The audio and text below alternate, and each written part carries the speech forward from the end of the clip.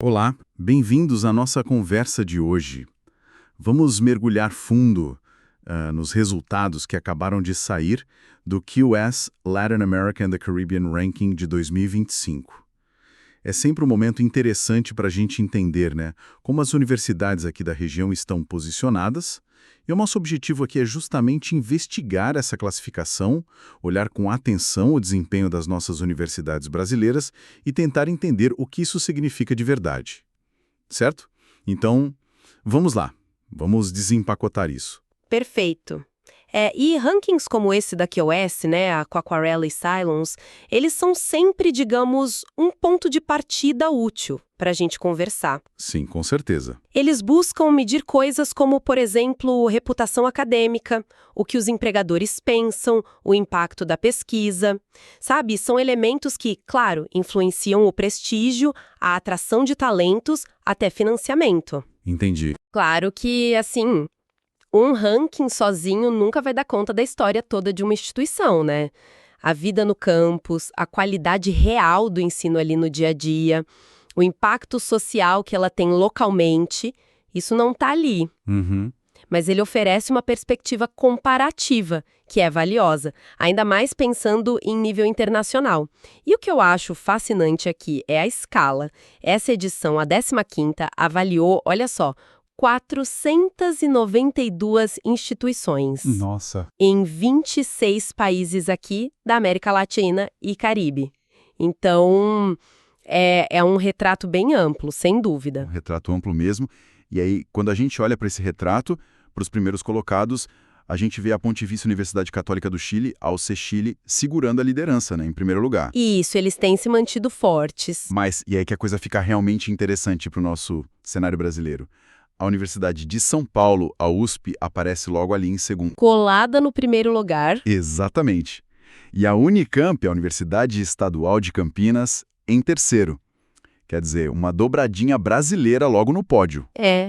Impressionante. Uma presença muito marcante, De cara, já mostra uma força considerável ali no topo da lista. E não para por aí, Porque se a gente olha o top 10 completo, o Brasil continua muito bem representado. Além da USP em segundo e Unicamp em terceiro, a gente tem a UFRJ, a Federal do Rio de Janeiro, na 5ª posição e a Unesp, a Estadual Paulista, em sexto. Ou seja, são 4 universidades brasileiras entre as 10 melhores da região. 4 de 10 é bastante significativo, bastante.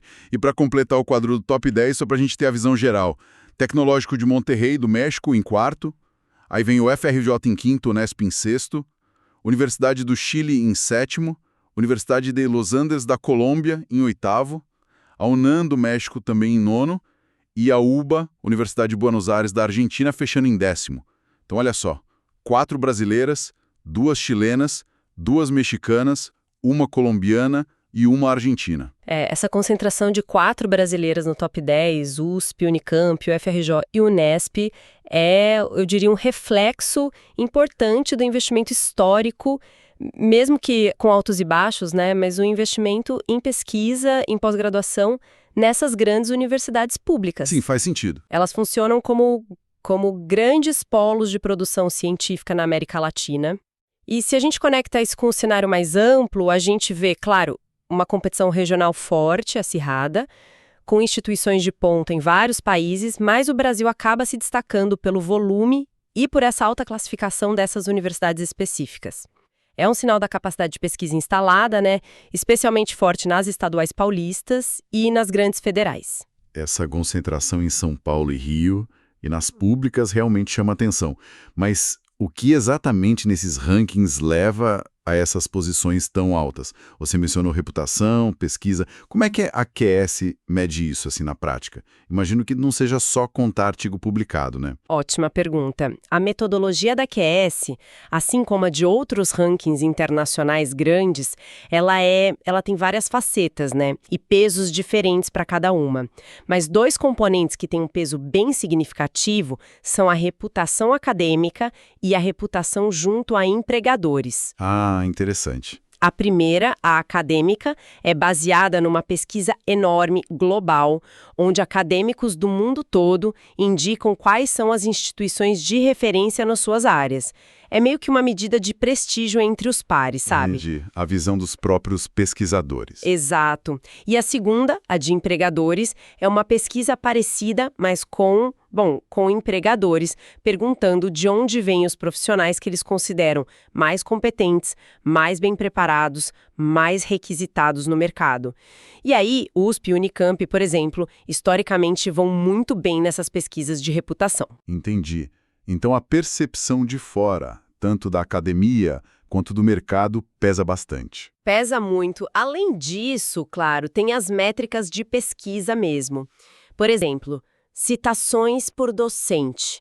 Isso tenta medir o impacto, a influência do que é publicado, mas ajustado pelo tamanho do corpo docente, para não favorecer só as gigantes. Ah, faz sentido, essa normalização. Tem também a proporção professor-aluno, que eles usam como indicador indireto, né, da qualidade do ambiente de ensino, da atenção que o aluno pode receber. E um ponto crucial para esses rankings internacionais é a internacionalização.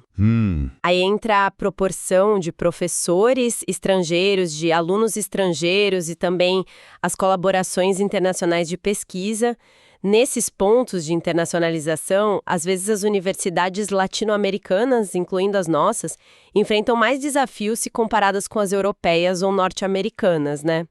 Mas no contexto regional, USP, Unicamp e outras se destacam bastante também por terem redes internacionais importantes. Faz todo sentido essa composição.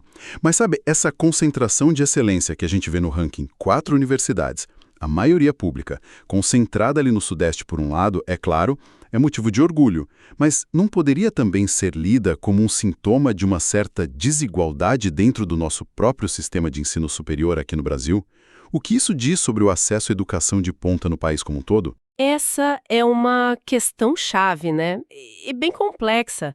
Sim, a excelência que rankings como o QS reconhecem está, de fato, muito concentrada num número relativamente pequeno de instituições e muitas delas, como você disse, localizadas nas regiões mais ricas, com mais tradição de investimento em ciência, em tecnologia. Pois é. E isso reflete, sim, em parte, desigualdades regionais históricas, disparidade de financiamento ao longo do tempo. Então, ao mesmo tempo que a gente celebra, né, o sucesso dessas universidades de ponta, é fundamental a gente debater como é que se pode fomentar a qualidade e diminuir essas assimetrias no sistema todo. Os rankings, até ao destacarem essa concentração, podem, mesmo que indiretamente, jogar luz sobre esses desafios estruturais do ensino superior, tanto no Brasil quanto na América Latina. É um ponto muito importante para a gente refletir, sem dúvida. E ver essas universidades lá no topo, claro, acaba alimentando o sonho de muito estudante, né? Muita gente querendo entrar. Mas aí vem a pergunta, como é que se consegue uma vaga ali? A gente sabe que a porta de entrada não costuma ser nada simples. Definitivamente não é simples. O caminho para entrar nessas instituições passa quase que invariavelmente por processos seletivos que são, extremamente concorridos. Imagino. A gente está falando dos vestibulares mais tradicionais, né?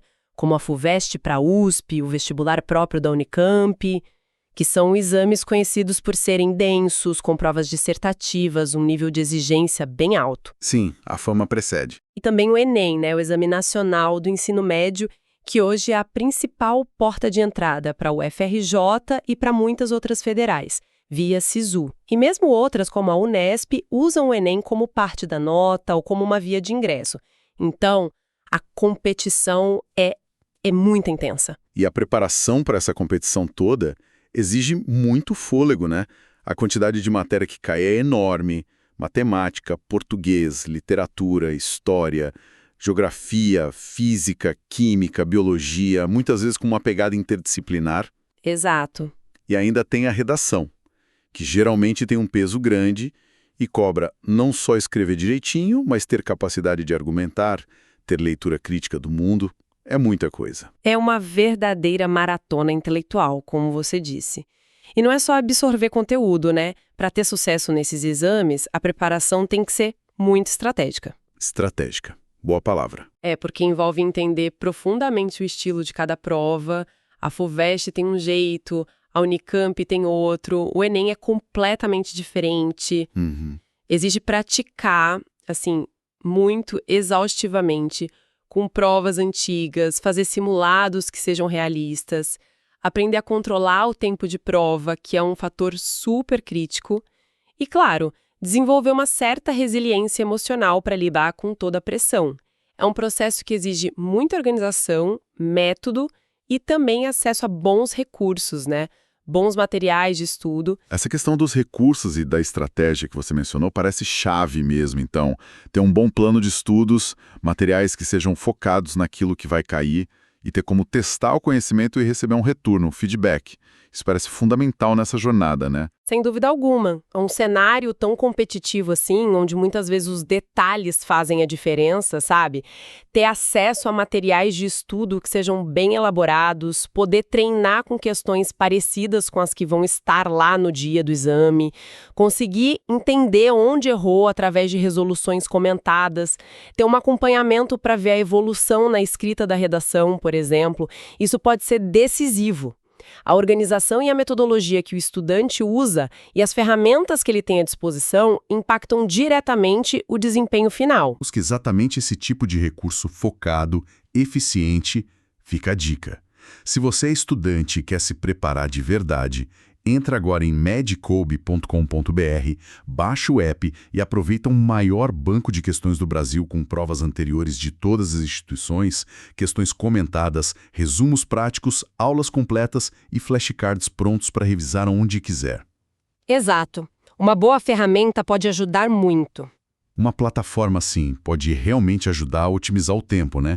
E direcionar o esforço para o que realmente importa nesses vestibulares tão exigentes. Exatamente. E essa conexão é muito direta, né? A excelência acadêmica, que é reconhecida internacionalmente por rankings como esse da QS, ela acaba atraindo um volume gigantesco de candidatos, e muitos deles muito bem preparados. Isso torna o processo seletivo um verdadeiro funil. É verdade. E nesse contexto, a preparação estratégica e o uso de recursos eficazes se tornam não só úteis, mas eu diria, muitas vezes essenciais para quem está mirando uma dessas vagas tão disputadas. Então, para a gente ir amarrando a nossa conversa, o que tudo isso significa? A gente vê a USP e a Unicamp brilhando ali como segunda e terceira melhores da América Latina e Caribe no QS 2025, liderando um grupo forte brasileiro com 4 instituições no top 10.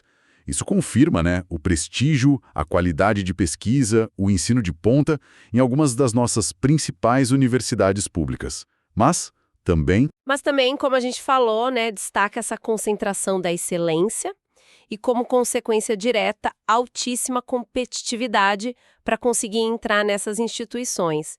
Isso levanta uma questão importante que sempre volta. Como é que a gente pode, enquanto sociedade, pensar em políticas, em mecanismos que não só mantenham ou até elevem essa qualidade reconhecida, mas que também trabalhem para ampliar, para democratizar mais o acesso a essa educação de excelência? bom ponto. Como é que a gente equilibra o mérito individual ali na seleção, que é importante, com a necessidade de ter mais equidade, mais representatividade nesses espaços?